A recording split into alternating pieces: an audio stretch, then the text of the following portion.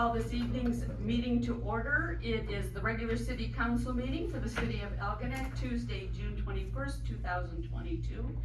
And it is the first meeting that we've had at 6 o'clock, the regular council meeting. So we're gonna try it for the summer. Roll call, please. Mayor Pro Tem Davis. Here. Councilman Blair. Here. Councilwoman Harris. Here. Councilman Martin. Here. Councilman Scarback. Here. Mayor Stover. Here. At this time, will everyone please, I'd like to make a motion to excuse Rocky Gills, who's on vacation with his family. Support. all those in favor say aye. Aye. Opposed? All right. And now we'll take a moment of silent prayer.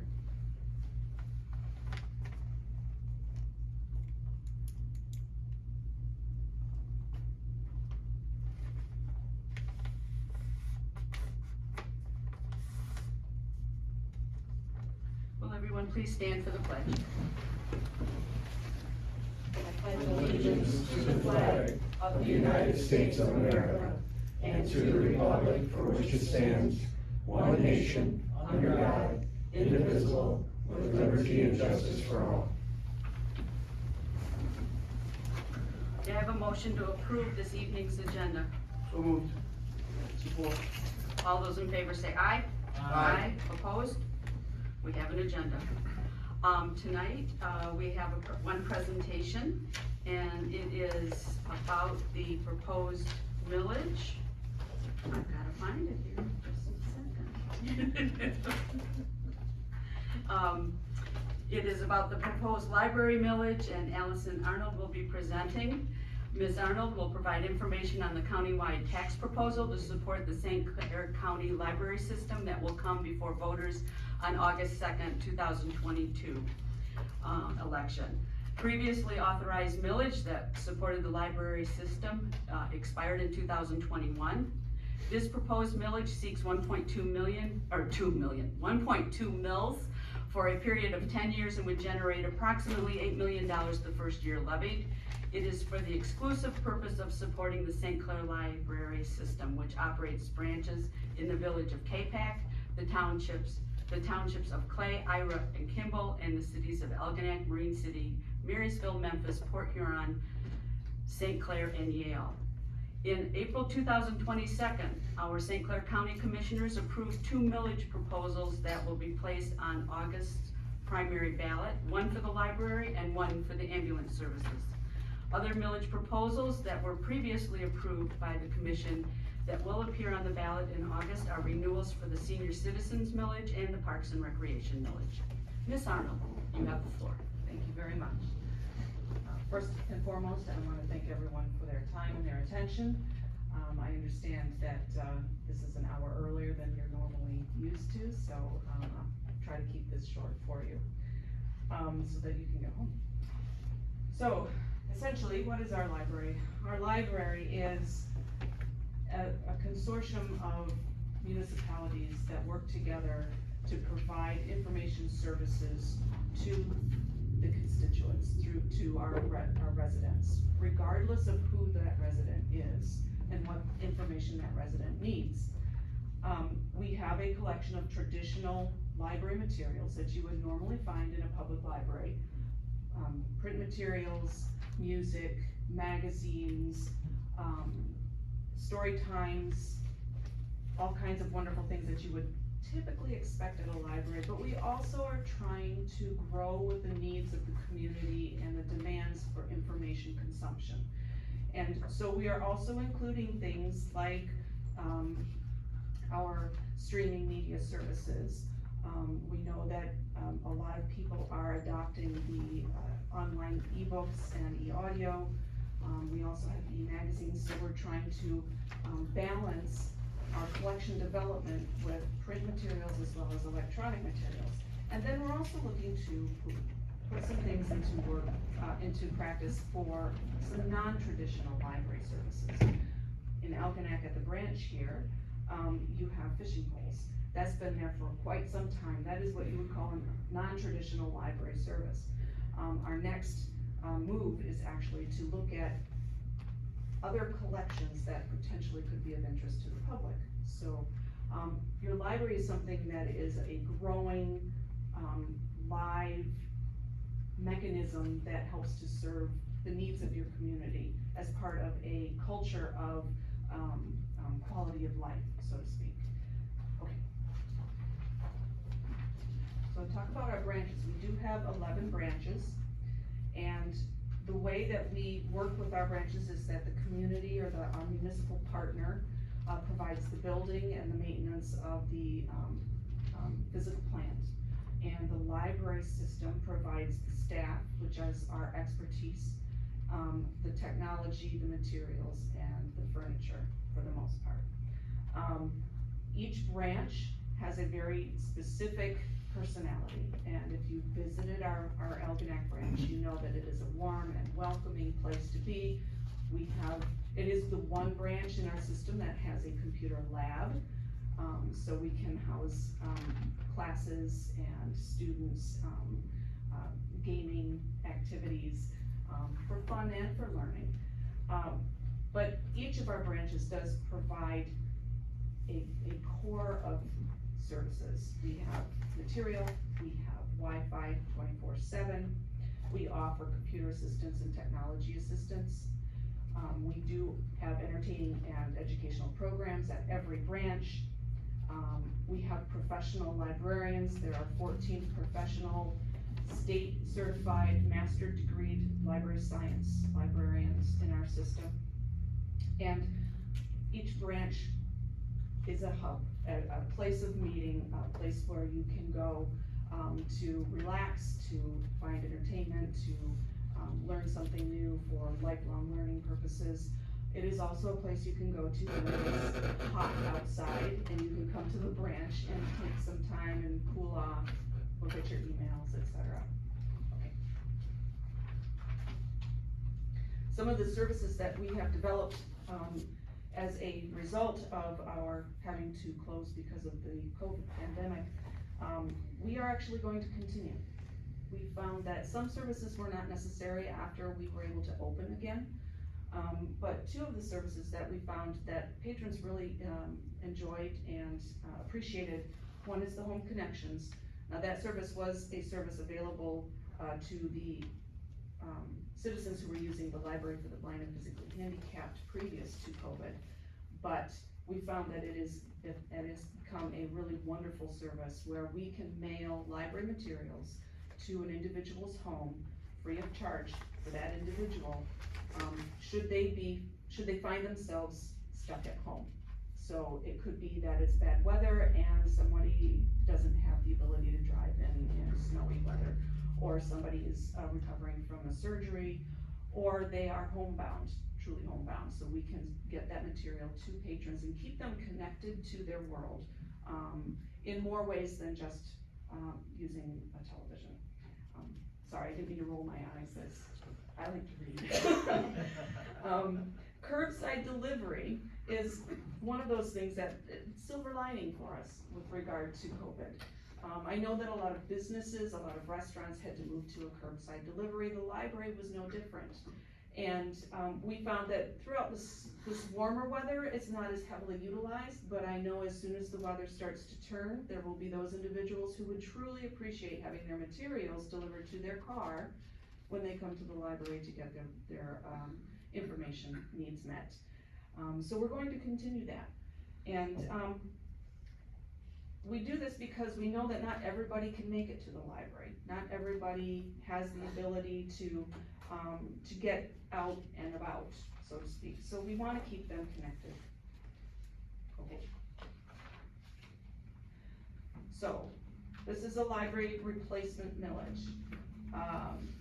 The library trustees unanimously supported an increase in the amount of funds that we're asking for from the community.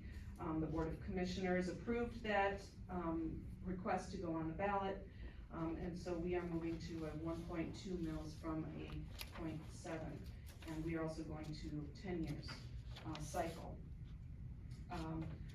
So what we're hoping to do with this funding is to move towards a transformational library system.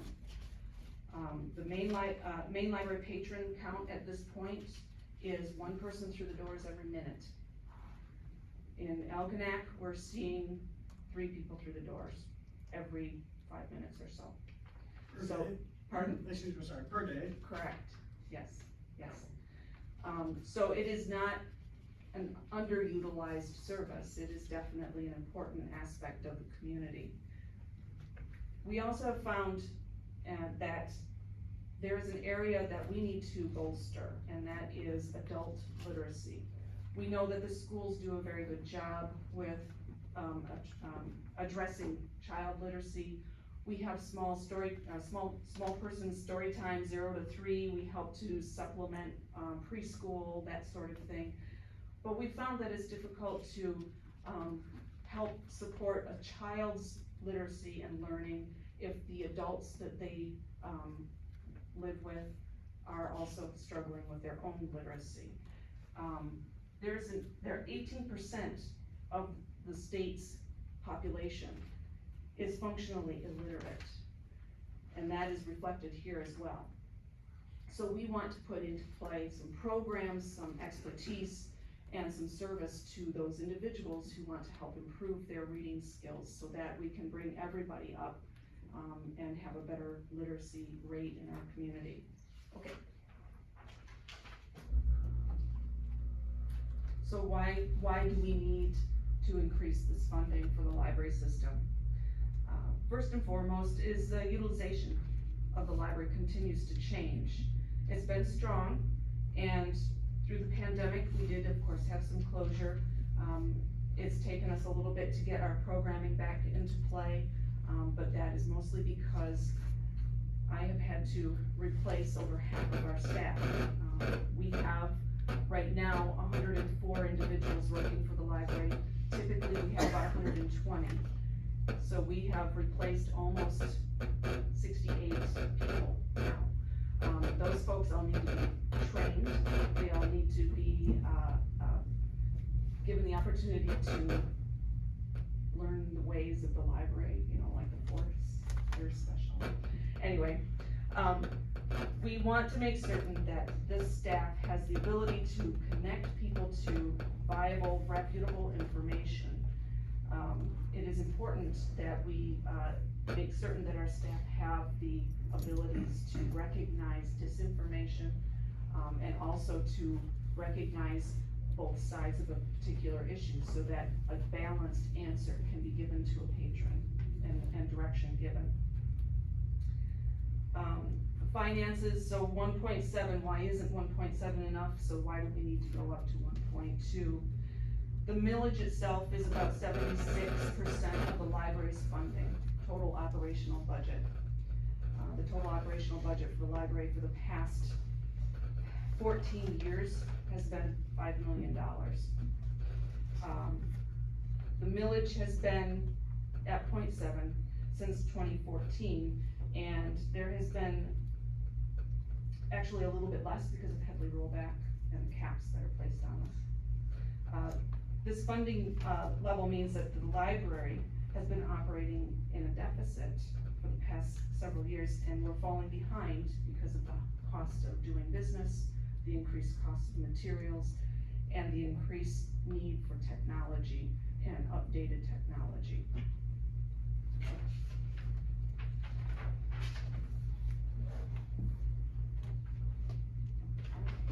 So, the cost of the millage to you as a taxpayer, if the funding is at 1.2, the median price of a home in St. Clair County is $160,000, so it would be less than $100 a year to fund the library system. I don't know about you, like I said, I've admitted I'm a serial reader, so 4 hardcover books for me is 1 week's worth of reading.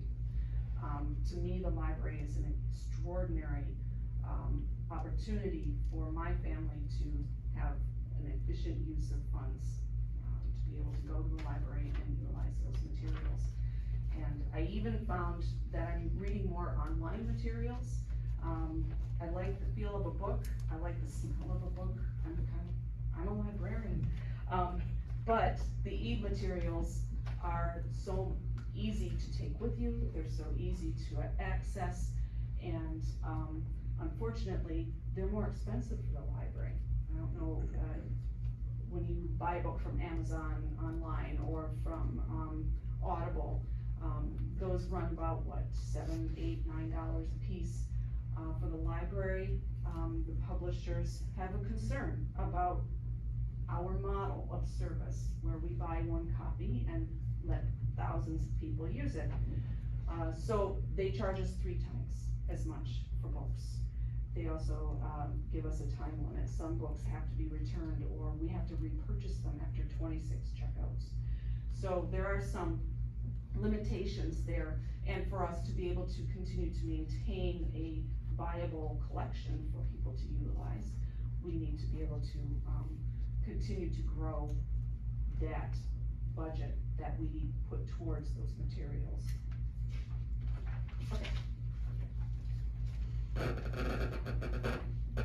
I am biased, but I will say we have a wonderful library system. We really do. Our staff and our volunteers are fantastic. They are skilled, they are passionate about their service, and the investment of their time in the library system is palpable. They love the library, and they love serving the communities they are in. One of the things that we definitely need to do is we need to expand our collections, our programming, the surveys that we have conducted, the follow-up with patrons who've been at the library, who participated in a program. When we ask them, what can we do to improve the library system? And the answer is vague, but resounding, and that answer is more hours, more books, more ebooks, more program, more story times with Miss Amanda, more, just more, because the patrons see a value there. They understand that they can get something out of being a part of the library organization. Okay. Another topic that came up because of COVID was that there were a lot of things that we had been talking about doing that got accelerated. I know that a lot of businesses felt that as well. One of the things that we realized with the change in how people consume information is that we need to stop expecting patrons to always come to us, always come to the library, walk through our doors. And the electronic materials is kind of illustrating that by people. We have members of the library who have never stepped through the library doors except to get their library card. They use our online databases, they use our streaming media, they use our Gale courses for class. They do all kinds of things online using the library. But we're missing some folks. There are folks who maybe don't necessarily come to the library for other reasons, transportation. They may have fines and feel that they're not welcome any longer. So what we wanna do is we wanna create a library where we meet them where they are. We still will house a library branch because, again, traditional library service is not going away, but we wanna meet people where they are. And in doing so, we will broaden our influence, so to speak. So we would have, take our services to the people. I don't know how many of you are familiar with the Bookmobile, if anybody actually played with the Bookmobile before. The Bookmobile was gone before I came on board as a staff person, but I remember the Bookmobile as a child, and it was fantastic. Absolutely loved it. That's something that we want to do for those communities that don't necessarily have a branch, but they have population that still needs to be served. We can take those, take the library out to them. And I've got some examples in a little bit here. Another thing that we would wanna do is talk about pop-up libraries, an opportunity to have a story time at the beach. Rather than having everybody come into the library, we have it at the beach or on the riverfront or at a community park and work in concert with the local communities in that fashion. So we would work with your parks division, or we would work with, the beaches, actually, those would be parks as well, wouldn't they? Yes, so there would be partnership developed and, shared responsibility for presenting those programs and having, access to patrons who maybe wouldn't think about having a book to read at the beach, and then they get there and they think, oh, for heaven's sake, I should be reading a book in the water. Anyway, okay, so the next one, makerspaces. Makerspaces are not a new concept, but for the library system, we haven't really had space in our facilities to provide makerspaces. So what we are proposing, and we've been in contact and in talks with the Smithsonian, they have a program called Spark Lab. Spark Lab is usually in concert with a museum. This would be an opportunity for St. Clair County Library System to be the first library system to work with Spark Lab, with the Smithsonian. And what it is it's basically an opportunity for citizens, children, families, work groups to work with materials in an inventive way. So there would be modules from the Smithsonian where you would come together and build something that could take the plastics out of water. Or you would have another bucket of things that the kids would say, the challenge is to make a prosthetic arm with these things. Very inventive, that follows scientific method, so there's a lot of STEM involved in that.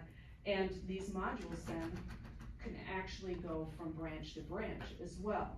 So it allows for there to be makerspace in each of our branches in a systematic way that we can bring to the citizens. And not only that, we have a rich history of invention in St. Clair County, and I think it's very important for us to be able to show that it's not just Silicon Valley, it's not just the East Coast that invent things. This happens in St. Clair County, and it might encourage some children to see that in themselves and experience that. We would have the opportunity to create our own modules and get those to the Smithsonian to be shared with the other Spark Labs around the country, which I think is really a wonderful opportunity. So that's one thing that we're hoping to do. Okay. This is the Bookmobile. Now this may not look exactly like the Bookmobile that we are thinking about. This is the newest Bookmobile from Kent District Library. But what we really would like to do with a Bookmobile or two is to reach out to those communities that don't necessarily have a branch, or are disadvantaged or underserved. And we want a Bookmobile that we can actually transform dependent upon the population we're looking at. So if we're going to senior centers, we can put the materials and the services and the program into the Bookmobile for that demographic. If the next week we're going to daycares, we pop those things out, we pop in materials, programs, and technology for the small people. So I think that this will help us to take the library out into the community much more. I was kind of voted down. I wanted to get those little Italian apes, the little bees, buzz around on those things, but they're not big enough. We need something for the masses, we need something for the people, so that is something that we were very seriously looking at. Typically, those bookmobiles start at about $250,000 to be developed and renovated for the use for library services. Another thing that we're looking at very seriously is docking stations and Wi-Fi stations that are not only at the branches themselves to expand the Wi-Fi and docking electricity opportunities at the branches, but also again with those partnerships with the parks, with the community members, we can put those docking stations out into the community. They would also have a light, so there's a safety issue there with regard to having someplace somebody could sit. There would be a light, they would have electricity and Wi-Fi available. as well, so it expands your community's Wi-Fi availability. And the library of things, I kind of spoke about that a little bit. The collection that we are getting right now, put together is cake pans. We have a very marvelous donor who had a whole bunch of cake pans that she no longer needed. And how many times do you need to make a Barbie cake? So you don't have to then purchase those cake pans and then house them forever and ever in your cupboards. You could bring them back to the library. And that's a very simple library of things. We could be looking at tools, we could be looking at technology, we could be looking at anything your imagination could come up with, actually.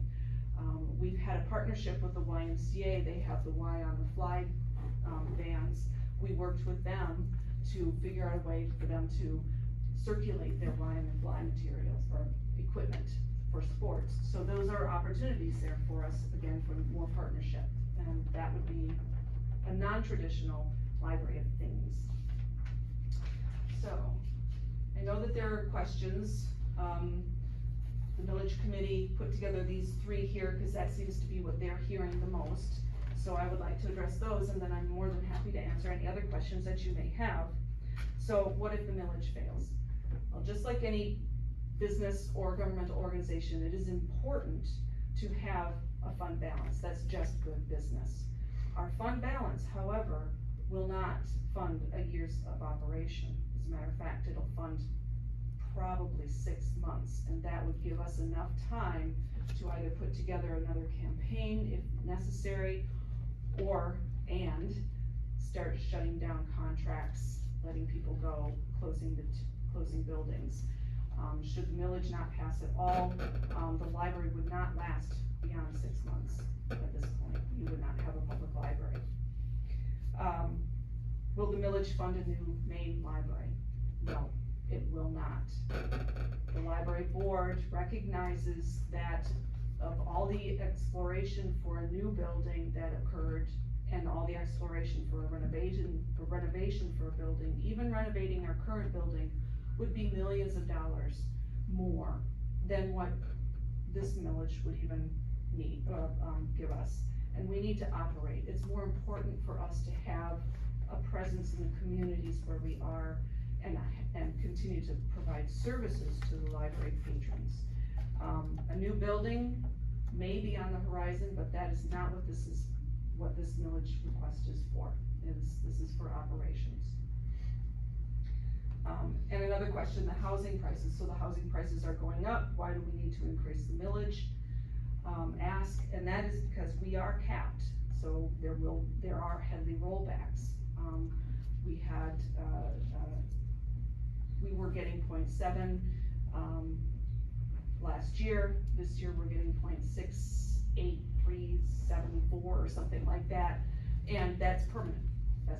We can't get the 0.7 the very next year.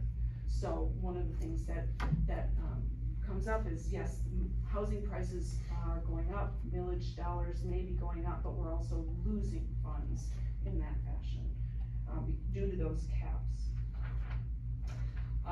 Let's see, and there we go. Any other questions? And if you have any questions, I'm always available. This is contact to our millage campaign committee. I cannot, in my capacity tonight, ask you to support the library millage with a yes vote, but I can ask you to support the library in terms of utilizing the library. Come and see your branch, talk to your staff. I do have two gentlemen on our millage committee who, if you have questions about the advocacy. Gentlemen? Yes, sir. I am a librarian, I do things properly, right? But if you have any questions, I'm more than happy to answer those now if you'd like, or I can make myself available at your convenience. Yes, sir. Go ahead. I'm intrigued by the Wi-Fi picnic tables I saw. Yes. That's a wish, or that's something that is going to happen if the millage passes? At this point, the library board isn't making any promises because we need to do a strategic plan. But those are the items that are currently on our, priorities list. And so the bookmobiles, the docking stations, the library of things, the Spark Lab, those things are in our sights for the next year, year and a half. I won't speak for council, but I'll speak for myself, that's something I'd be very interested in doing for Algonac. Fantastic, we'd love to. So is there a chance if this millage passes that some of that stuff will not be coming? Or Correct. totally any of it? Correct. So for the past 8 years, which is the cycle of our last millage, we have seen a deficit in our budget over easily $300,000 or more, and to balance our budget, I've utilized some of that fund balance, but, also we have reduced our services and reduced our staff. So my goal is to, reestablish those services back to full steam ahead, as well as develop new services that, the demands of the community seem to be telling us we need to do. Mayor Schulberg, if I may. Yes. Allison, I have a question. Now, if this bill passes, excuse me, when this bill passes, did I hear you say it's an 8-year cycle It is a- roughly? It is a 10-year cycle. Okay, so, Yeah. so this bill, if it passes, will be the same bill for the next 10 years Correct, for the residents? correct, yeah. That's all I have, thank Yeah. you. Anyone else? All right, thank you. Thank you so much for your time, I appreciate that, your attention, and, I can't say, it's illegal for me to do that, so. But we Thank know, you for- we know where to find you if we Yes, you know where want to to chat. find me. Thank you so much. Thank you. Thank you. All right, next is our public comment section. Keep in mind, if you choose to speak, you state your name, your address, and you will have 5 minutes to speak.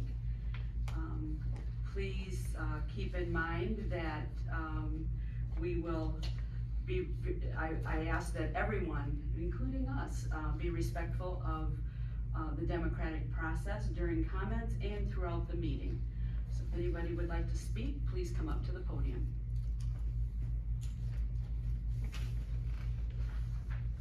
Hi, my name's Al Schaefer. I live at 1810 St. Clair River Drive. And, the item I wanted to bring up was, something emergency to me. There's a lot that's directly adjacent to me that, encroaches into the canalway by about 10 foot on the east side and, approximately 10 foot on the northeast side. So it's, kind of blocking the waterway for anything bigger than probably a fishing boat. And, if both sides are utilized for, holding a boat. And I noticed that the property went up for sale. However, it was changed, originally when I, moved in, the lot size was showing as 60 by 100. And on the real estate listing, it was 110 by 70. And, I checked with other, real estate listings and, you know, because they tend to duplicate and everything. And, I'm wondering what would be the consequence of that if I sold to somebody who thinks it's a 70 by, 110 lot instead of 60 by 100? Are they gonna be able to utilize that and block navigation of, or anything on the other side of it from getting through? We do not dialogue during the public comments, we're here to listen to you. Okay, well, what I'd like to, do, if I may, is, request the board to possibly block the, transfer or the, taxable portion, that's required on the sale until there's further review on it, because my understanding is that they're billing it as a 110 by 70 lot. Whoever purchases it is gonna think that they've got full access to all that canal on 2 sides. And because it's encroaching property, you can't transfer, from what my understanding is, you can't transfer, land that's encroaching into a waterway or into some neighboring, parcel of land. So, if I may, I'd just like to propose into it to see, what is legal, and, I'd like to look into it personally to see, what could happen from that transfer of property. Because the increase to a larger lot size could increase the encroachment into the water. Thank you. I was just trying to get rid of that noise. Oh. Thank you. Thank you for your comments. Anyone else? I see no one. Okay. All right, so now we'll go on to our city manager report. Mrs. Gerstenberg. Thank you, Mayor Stoneburner. I'll begin with, my manager's report here in the council packet. Once again, we are still waiting for the project agreement from the state in order to proceed with the, pool. If we move forward without the, permission from the state, we would jeopardize losing a $300,000 grant. So the state still has not released access to the funds. Robin Street is under construction. They are going to be out there, for the remainder of the week, putting in some of the concrete structures, and hopefully they will be paving next week, so it is looking good out there. A note on our community cleanup, what a huge success it was last week on June 11th. Our DPW disposed of approximately 90 yards of wood and debris. It collected over 100 gallons of paint, 235 tires, and the trash dumpster was completely full and compacted. Many residents expressed appreciation for this event. I mean, we may want to consider a fall cleanup that would also include a paper shredder and an electronics disposal. So that was very well received last weekend. As you all know, we did have a feasibility study done for the Algonac Elementary School that council approved a few months ago. So that information has been provided to council, and it will be available on the city website for those that are interested in viewing the feasibility study. And then I have a presentation for you today, talking about the Algonac vision and the citywide projects that have been accomplished in the past few years. So, again, back in December of 2017, a strategic vision for Algonac was developed with businesses and resident input.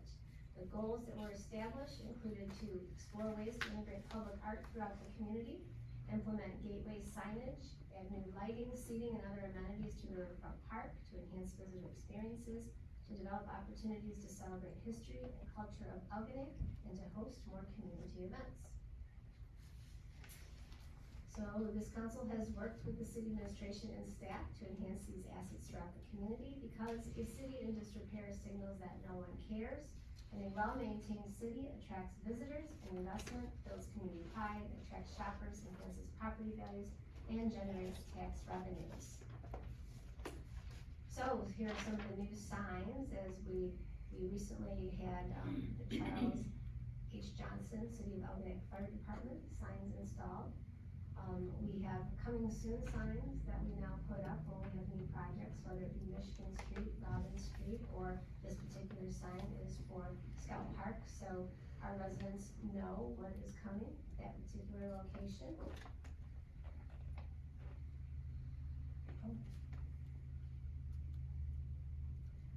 New signs, we have our nautical street signs that were installed. We've sold a lot of the green signs, but we have brand new signs with anchors on it.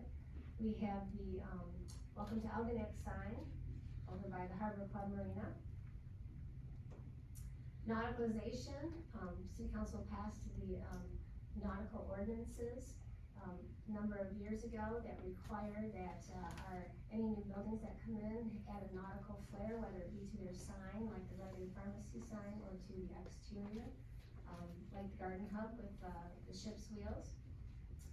New vehicles, we've replaced our fire engines, the fire chief vehicle, and our DPW vehicles. Awards, we have our community award program to honor people who are making significant contributions to the community through their time, actions, talents, and dedication. We have our Algonac Asset Program, Welcome to Algonac Business Awards, Nice Neighbors Awards, Beautification Awards, we have the Life Saving Awards, and also a Survival Fund program. Christmas decor, We've had some pretty awesome Christmas parades the past few years, and we have, really added some, nautical flair with our Christmas lights and Christmas trees with the blue and white along the boardwalk. Around town, we've worked with, private businesses as well as, public entities to improve some of the plantings. All the fire hydrants were repainted red. We've had some artists come in and add artwork to some of the light pedestals. We rented, I'm gonna have a street sweeper rented, for the first time this past year. Harbor Club fence, you may have remembered that the Harbor Club fence was getting really old and it was very rusty looking. We worked with the owners and they replaced all of the fencing and painted the poles, so now it looks brand new and shiny, which makes the entrance to our city look very beautiful. We worked with some of our community partners, encouraging them to paint, maintain the exterior of their building. The Maritime Museum, there were some people that didn't even know we had a Maritime Museum. And we worked with the Historical Society, they now have a visitor center and gift shop, signage, they've had an artist paint the anchor out in front, as well as the fire hydrant, and added new signage on both sides, so now you can see that there's a museum there from either direction of M29. New city logo was developed. City Hall improvements. We had some 3D bike racks and railings, right out here in front of City Hall that was replaced with some gardens. We've also added some icebreakers to the front of City Hall to add that nautical flair. New lighting in the City Hall parking lot. We went from the high pressure sodium lights to the energy efficient LED lights, as well as landscaped out in front of the police department. Some of the additional City Hall improvements included the addition of the drop box, painting of the fire hydrants, as well as artwork on the outside of the building. City Hall has participated in Woodton Community Food Drives, along with the fire department, and our other, 501c3 organizations. Around town, we've had a number of projects going on, including Robin Street, Michigan Street, the Washington and Cole reconstruction, and the water main project. Orchard Street reconstruction will be starting right after the holidays. We have the ongoing, the Scout Park renovations are ongoing as we speak. And, our engineering consultant, Hubble and Clark, obtained a grant to do a Payzar rating of all of our streets, which was the first time that had been done. And, now we have an engineered, rating system to determine how we should prioritize our road projects. And that's all. Thank you, Mr. O'Reilly. Thank you. All right, next, we're being asked to approve our consent agenda. Tonight, we're being asked to, or in the consent agenda, it includes our city council meeting minutes from January 7th, 2022, departmental reports, which include blight enforcement, building, DPW, finance, fire department, water department, and our communications and notices, which includes our buildings, our boards and commission roster. May I have a motion, please? I'll make a motion to approve the consent agenda as presented. Support. Comments, questions, or concerns? All those in favor say aye. Aye. Opposed? All right, we have approved our consent agenda. We have no unfinished business, so we'll get right into the new business, and first up, there we go. We're being asked to approve workers' compensation insurance renewal. This was submitted by, Mrs. Mackey, our city treasurer. Workers' compensation is a form of insurance required by the state of Michigan that provides wage replacement and medical benefits to employees injured in the course of employment in exchange for mandatory relinquishment of the employee's right to sue his or her employer for the tort of negligence. After a bid process in 2021, Arthur J. Gallagher and Company was approved as the low bidder. Prior to that, the city paid $25,000 $656 to Michigan Municipal League for Workers' Compensation Insurance. The city has very few workers' compensation claims. This policy is good for 1 year from January 1st, 2022 through January 30th, 2022. This insurance renewal is for $13,509. May I have a motion, please? I'll make a motion to approve the renewal of workers' compensation insurance from Arthur J. Gallagher and Company, whose address is 22930 East 9 Mile Road in St. Clair Shores, Michigan, 48080, for the period from July 1, 2022 through June 30, 2023, in the amount of $13,509. Support. Comments, questions, or concerns? Mayor, if I may, I'd like to, thank the city for saving almost, well, a little bit over $12,000 compared to previous years. And, I didn't have time to go through last year's budget regarding this, just because I'm getting used to new computer. But did we originally budget $25,000 for fiscal year 23, or did we budget the 13,000? Do we know? This is the second year we've had this. Okay. Anyone else? Roll call, please.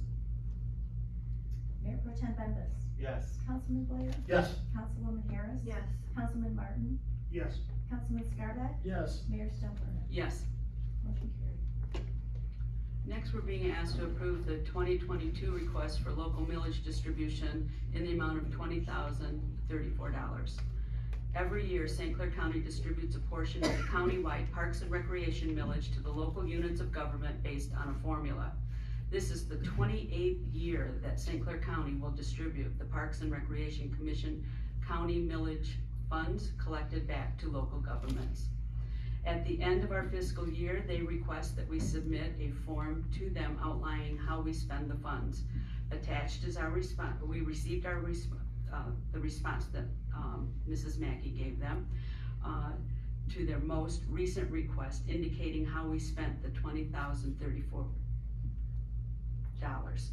we received. In the next year, we anticipate an increase of $1,456. It is recommended that the city manager be authorized and directed to sign this document on behalf of the city of Algonac. May I have a motion, please? I move to approve the St. Clair County Parks and Recreation Commission 2022 request for local millage distribution in the amount of $20,034 to authorize the city manager to sign the document on behalf of the city. Second. Comments, questions, or concerns? Roll call, please. Councilman Blair, Yes. Councilwoman Harris. Yes. Councilman Martin, Yes. Councilman Scarback, Yes. Mayor Stelper, Yes. Mayor Pro Tem Bembas. Yes. Next, we're being asked to consider boards and commission reappointments. The following board members have terms expiring and would like to be considered for reappointment. On the Housing Commission, it's Bernie Ferris. His term is ending June 30th, 2022. And on the Planning Commission is Gail Anthony, whose term ends July 17th, 2022. Ed Carter, whose term ends July 17th, 2022. And Adam Ragsdale, term ending July 17th, 2022. The boards and commissions appointment policy approved by council in December 2015 states that new applicants will not be sought out in the case of a requested reappointment unless by the majority of council. May I have a motion, please? I'll make a motion to approve the following boards and commissioners reappointments. Bernie Ferris, the Housing Commission, for a 5-year term ending June 30th, 2027. Gail Anthony, to the Planning Commission, for a 3-year term ending July 17th, 2025. Ed Carter, to the Planning Commission, for a 3-year term ending July 17th, 2025. And Adam Ragsdale, to the Planning Commission, for a 3-year term ending July 17th, 2025. Support. Comments, questions, or concerns? If I may, I would, just like to thank, Bernie, Gail, Ed, and Adam for, wanting to be reappointed and wanting to stay, part of the community and stay on their board, so thank them. I concur. Also, we couldn't do what we do without volunteers, and we're very fortunate that we have so many in our community, ready to step up and help us with the city. Anyone else? All those in favor say aye. Opposed? All right. They are all approved with their reappointments. Next, we're being asked to approve the, whoops, I've gotta hit a button, sorry. I was just gonna read the same thing again. Next, we're being asked to approve the installation of Dog Park Memorial pavers. This was submitted by Joe Vernier, our DPW foreman. We received a quote from D&E Landscaping and Grading to install brick pavers at Lions Field for a pet memorial. The pet memorial will include gray concrete 4x8 and red concrete 12x12 bricks. It will be located at the end of the asphalt path near the dog park. We received a copy of what the order form would look like. $5,000 was approved in the 2021 to 2022 budget for this project. Bricks purchased will help maintain the park. If approved, D&E intend to start this project mid-July. May I have a motion, please? I'd like to make a motion to approve the installation of the Dog Park Memorial pavers by D&E Landscaping and Grading in the amount of $5,316. Support. Comments, questions, or concerns? One thing to let people at home know is you may submit and pay to have a brick engraved for your pet, and it will be placed there. And it's similar to what Jim Fernandez has done in our park, and then also the one that was done by the Historical Society where the right next to the Community Museum, and we anticipate this project will pay for itself. Absolutely. Love it. Do we have a price yet on how much each brick will cost? Did I miss it? It's in the application form. It's in the app? Okay, I gotta turn this I sideways. thought $75 for a 4x8 paver and $150 for a 12-inch by 12-inch paver. Okay, thank you. And then you choose what you want to have on it. I apologize, I'm still getting used to this computer. I had a hard time downloading this stuff this weekend. I won't talk about how I had a hard time. I forgot to hook into our internet at I think home. Jake was probably the only one who was like, piece of cake. It's gonna be good, and we're gonna save trees, and it's save money. Anyway, anyone else have anything to say? Roll call, please. Councilwoman Harris. Yes. Councilman Martin. Yes. Councilman Scarbeck. Yes. Mayor Stonebrenner. Yes. Mayor Pro Tem Bembas. Yes. Councilman Blair. Yes. Motion carried. Each summer, we receive this request, and it's our next agenda item. It's to approve participation in the Time Michigan Teal campaign for National Ovarian Cancer Awareness Month. The Time Michigan Teal is a statewide ovarian cancer awareness campaign sponsored by the Michigan Ovarian Cancer Alliance. Teal is the color representing ovarian cancer, one of the deadliest cancers affecting women. There is no early detection test, and symptoms are often so subtle and hard to distinguish that the disease is hard to diagnose, leading to poor long-term survival rates. The organization is asking for permission to tie teal ribbons on the lampposts along Riverfront Park and distribute information during the month of September.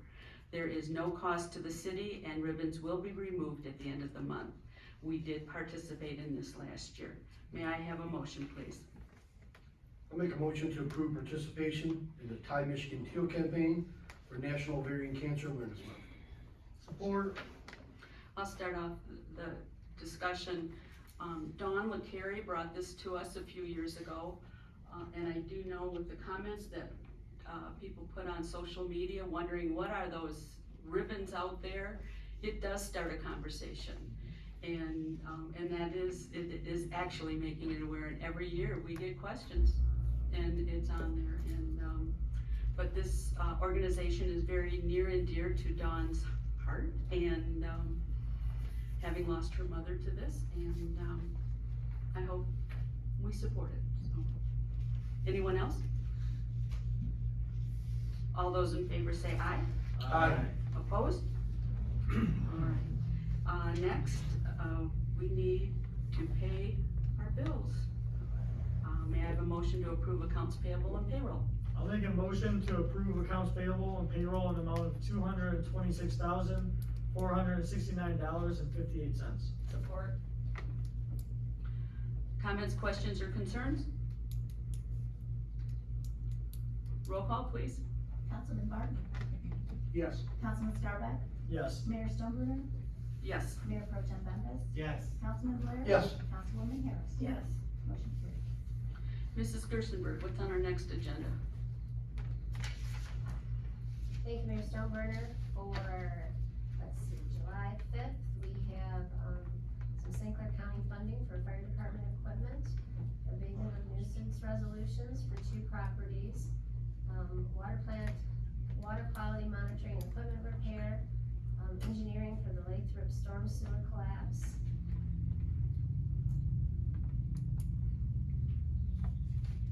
And we will have someone here, I believe Cindy Babbitt, to talk about, the St. Clair County Parks and Village information. Thank you. All right, council comment. Start with Mayor Pro Tem Bembas. Hi, everybody. Just a couple things. First of all, congratulations to the Algonac High School girls softball and the boys baseball. The girls placed 3rd in the state, best record in Algonac history for the varsity girls, and the boys were regional champs, first time in Algonac history. So great job, everybody, on that. And the parade was pretty cool with today with the fire trucks going by and the kids in the back of the trucks and all that, fun stuff. Thursday is Music in the Park. Gail will be out there, and we might even, force Evelyn out there to help, she doesn't know it yet, selling our duck tickets. Duck tickets help provide funds for Halloween in the Neck, and, just goes in the general fund to help a lot of other activities that we do for kids throughout the year for Algonac Live. And the Lexington food truck will also be there, and they always have different and good stuff, and I hope they come back because I think it sounds wonderful. They got a peanut butter sandwich that you can put bacon on. I love peanut butter, I love bacon. I don't know if it's good, but if they come back with that, I'm gonna try it. So, that's all I got. Councilman Blair. Good evening, everyone. Thanks for coming out. I want to thank all of our reappointments for all of our boards.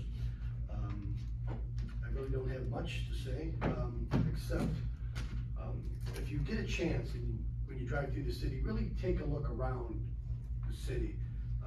The upgrades that have been done with the last few years is just remarkable to look at. If you've lived in the city like most of us have for many years, you've seen the upgrades, and they're really eye-catching. So please pay attention, and gratis to the council and municipality for getting all those done, along with all of our citizens that volunteer their time. Thank you. Have a great night, everyone. Stay cool. Councilwoman Harris. I wanna congratulate Algonac Muskrat boys and girls softball teams. I also wanna say how well-used our Algonac Public Library is.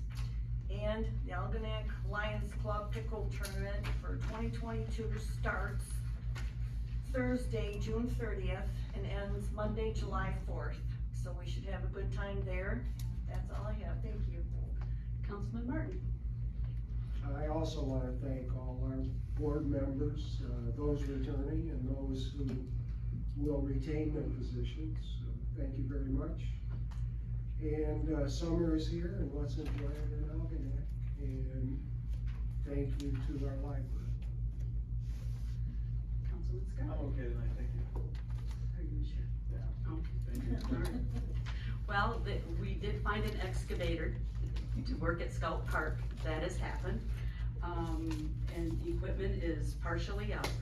The fencing will not be done till after the 4th of July, and once it's all together, we will be having a ribbon cutting there.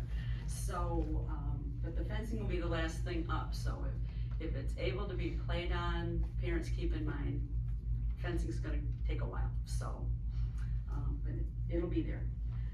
Also,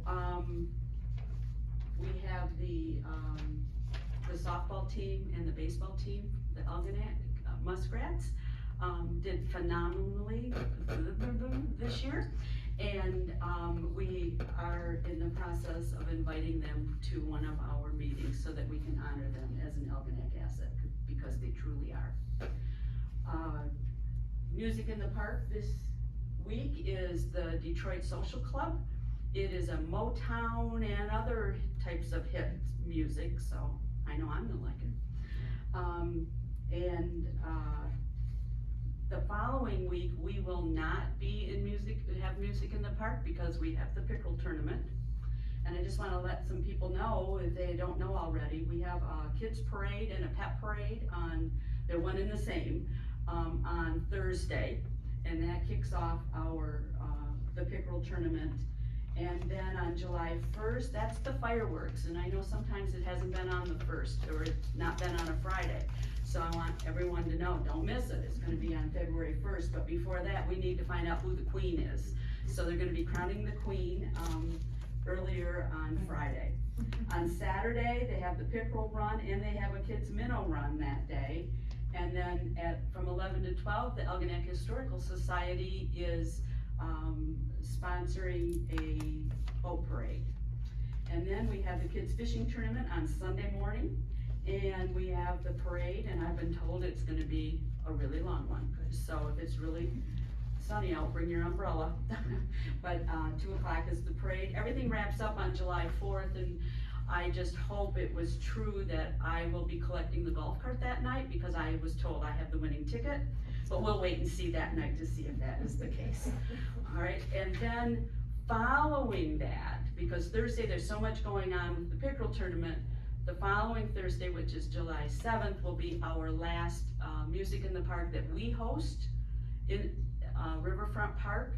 And that will be the infamous Meldrum Brothers, so I know a lot of people wanna be there for that. And then after that, we move down to Clay Township for the rest of the series, so. And with that, I think I did it all, didn't I? Yes, I did. Okay, that's it. I'd like to make a motion to adjourn. Support. All those in favor say aye. Aye. Those opposed? We are adjourned.